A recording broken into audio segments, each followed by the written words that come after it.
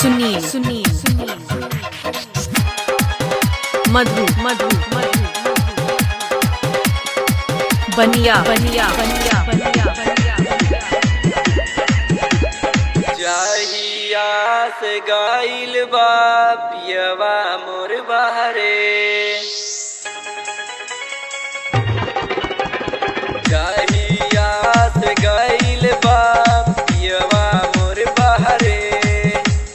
हमारो देवरवा सखी संग बड़ा करे, मीठी मीठी बतिया कह के मनवा उलू भइलस, आधी राती देवर संग सूत गइलस, आधी राती देवर संग सूत गइलस, जाहिया से गइल बा पियवा मोर बहरे, जाहिया से गइल बा पियवा मोर बहरे, हमारो देवरवा सखी संग बड़ा करे, मीठी मीठी बतिया कह के मनवा उलू भइलस, आधी राती देवर संग सूत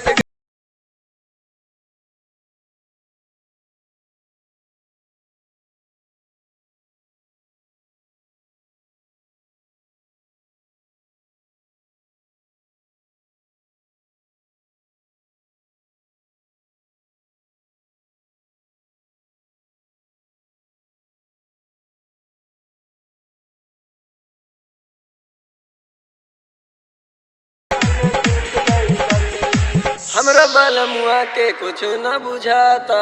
फोनवा पे काबो नहीं बतियावता, हमरा बलमुआ के कुछ न बुझाता, फोनवा पे काबो नहीं बतियावता, लागत हमके कैले भुलाई, कौनो सब दिन पे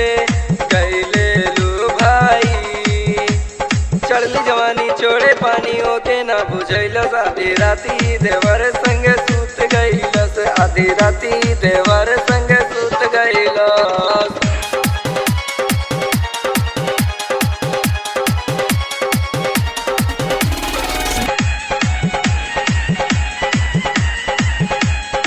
पावन राजा सैया घरे नहीं आवता, मुख्तार राजा देवरा तंग बड़ा करता, पावन राजा सैया घरे नहीं आवता, मुख्तार राजा देवरा तंग बड़ा करता, मोबिन प्रेमी पियवा चल गइले गुजरात, लागत सखी अब देवरे संग काटी रात, ढाके कमर सीना से हमरो सुड़ैलस, आधी राती